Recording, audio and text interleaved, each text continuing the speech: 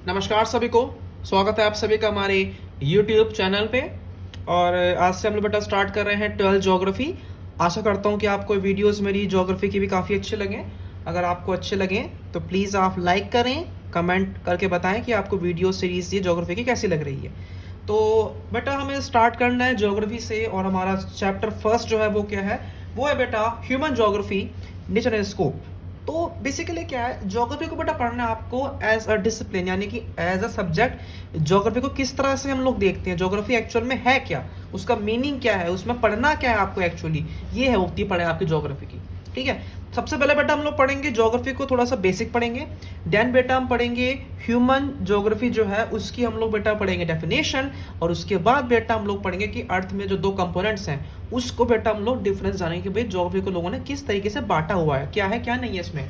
तो first of all बेटा you should know कि geography as a field of study is integrative, यानी कि अखंड है, मतलब बहुत बड़ा स्तर पे ज्योग्राफी को आपको पढ़ना होता है। ठीक है, एम्पेरिकल यानी कि एक अनुभव, एक एक्सपीरियंस आपको यहाँ पे दिखता है। एक जितनी भी ज्योग्राफी पढ़ रहे हो आप, वो आज से नहीं है। अगर हम अपने बाहर के फैक्टर्स भी देखते हैं तो वो आज से नहीं है, बहुत पहले चले आ रहे हैं। जो आपके बदलाव अब आ रहे हैं ये हम लोगों को पढ़ने हैं। एंड नेक्स्ट बेटा प्रैक्टिकल की जितनी बातें हो रही हैं वो प्रैक्टिकल नहीं है। अगर मैं बोल रहा हूँ तूफान आता है या आता है साइक्लोन, या फिर सॉइल अलग तरह की होती है, एलोवियल सॉइल है, ब्लैक सॉइल है, तो वो एक्चुअल में है, वो सही रूप में है, कोई ऐसा नहीं मैं आपको झूठ बोल रहा हूँ। ठीक है, तो एक तरह से ये पढ़ना है। सेकेंडली अगर हम देखते हैं, the reach of geography is extensive.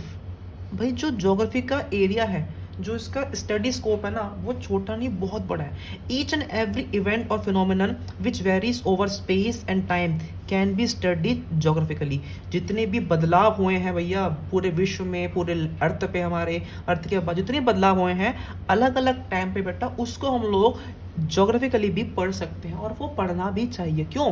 क्योंकि आज हम लोग जो भी बदलाव देख रहे हैं वो एक तरह से बेटा हमारे एनवायरनमेंट में हो रहे हैं, हमारे सराउंडिंग्स में हो रहे हैं, और वो बेटा क्या है, वो बेटा एक्चुअल में आपके ज्योग्राफिकली हैं आपके।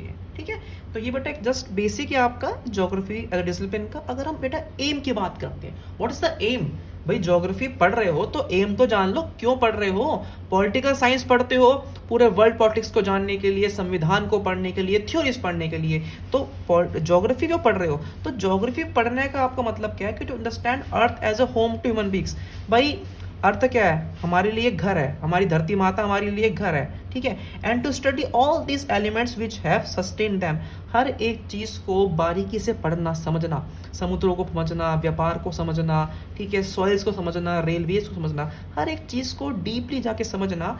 ठीक है, ये हमारा एम है। तो हम क्या है, हम स्टूडेंट है, और हमारा एम क्या है, ज्योग्राफी के इस एम को अंडरस्टैंड करना, समझना कि भाई पूरे वर्ल्ड में जितनी बातें वो हमारे किस काम आती हैं, हमारे वो किस काम आपका नहीं आती हैं। ठीक है बेटा, तो बेटा ये तो क्या हो गया बेटा, ये तो हो गया आपका बेसिक।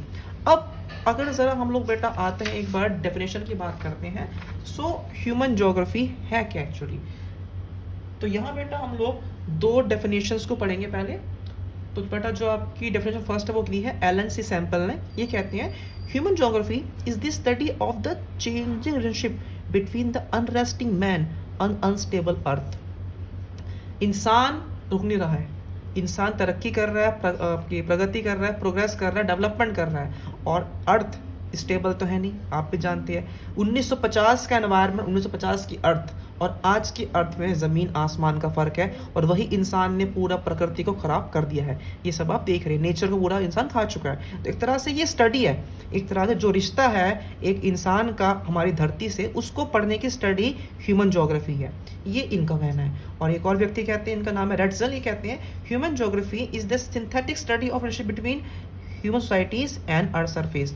भाई जो अर्थ का सरफेस है, जहाँ पे हम रह रहे हैं, जहाँ उसमें पानी है, उसमें लैंड है, जितनी भी उसमें स्पेस है, उसको स्टडी करना, ये भी एक तरह की पढ़ाई है।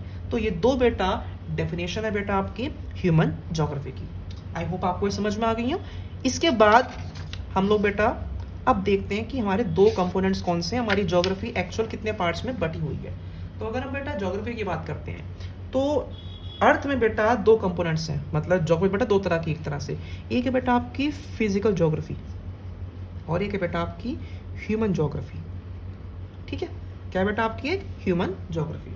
तो देखो एक्चुअल में सीन है क्या, सीन यहाँ पे ही है।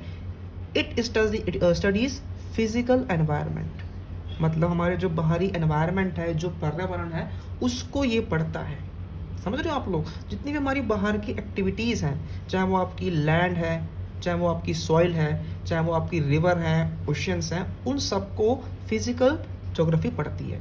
बट अगर हम बात करते हैं बेटा ह्यूमन ज्योग्राफी की, so it studies the relation between physical and human world. भाई एक इंसान का एनवायरनमेंट से क्या रिश्ता है, वो ह्यूमन ज्योग्राफी पढ़ती है।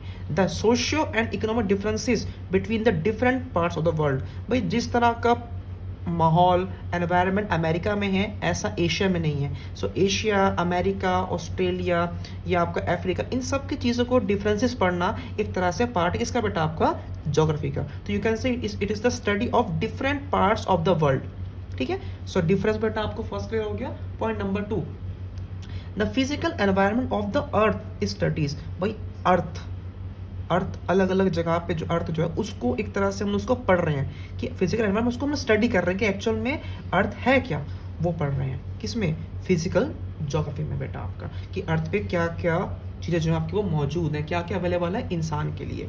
बट अगर हम बात करते हैं बेटे ह्यूमन ज्योग्राफी की, तो जो internship between physical environment and social culture environment created by human beings through mutual interaction with each other studied. अब इंसान ने क्या माहौल क्रिएट कर दिया है, समझे आप? इसका एग्जाम्पल हम पढ़ेंगे आगे कि इंसान ने क्या माहौल क्रिएट कर दिया है, इंसान का रिश्ता किस तरीके से है इस फिजिकल एनवायरनमेंट से बेटा, इसको हम लोग बोलते हैं ह्यूमन ज्योग्राफी। तो यहाँ पे हम लोग स्टडी कर रहे हैं और यहाँ पे ये चीज़ इंसान किस रूप से देखता है, उसका क्या अप्रोच है, ये स्टडी करते हैं हम लोग बेटा। और next and last topic of our part 1 is physical geography जो होती है बेटा, यहाँ पे बेटा एक तरीके से आपका लैंड फॉर्म्स आती हैं। लैंड फॉर्म्स मीन कि जो लैंड है वो कैसी है, बैरन है या आपकी उपजाऊ है या बंजर, एक तरह से आपकी फर्टाइल है या बैरन है। टेम्परेचर कैसा कैसा रहता है अलग अलग जगहों पे आपका, क्लाइमेट कैसा रहता है, रेनफॉल कैसा है, सॉइल कैसी है, फ्लोरा एंड फोना कैसा है, अलग अलग जगहों पे पढ़ते हैं। बट अगर हम बेटा बात करते हैं ह्यूमन ज्योग्राफी की, तो ये तो अलग ही दुनिया है। ये क्या है, ये देखते हैं ऑक्यूपेशनल स्ट्रक्चर, यानी कि कौन सा व्यक्ति प्राइमरी एक्टिविटी में है, कौन सेकेंडरी में है, कौन टर्शरी में है, डेंसिटी ऑफ पॉपुलेशन, किस एरिया में कितने लोग हैं, घनत्व कितना है आपका, रोड्स कैसे हैं, एयरलाइंस कैसे हैं, रेलवेज कैसे हैं, फार्म्स कैसे हैं, पोर्ट्स कैसे हैं। तो ये एक तरह से अलग करता है स्टडी। ठीक है बेटा, तो ये बेटा बेसिक सी कंसेप्ट है जो हम लोगों ने शुरू किए हैं। आई होप कि बेटा आपको मेरी शॉर्ट वीडियो समझ में आई हो। आपसे बेटा मैं मिलूंगा बहुत जल्द मेरी नेक्स्ट वीडियो में, जहाँ बेटा मैं डिस्कस करूंगा आपसे इस चैप्टर का पार्ट नंबर 2। इंस्टाग्राम पे बेटा फॉलो करें और मुझे बताएं कि आपको ये वीडियो कैसी लगी है। आप बेटा कमेंट में बताएं मुझे कि आपको पहला पार्ट ही कैसा लगा। अगर आपको लगेगा अच्छा, देन बेटा मैं आप सभी के लिए कंटिन्यू करूंगा आगे भी 12th ज्योग्राफी पूरी। Thank you so much.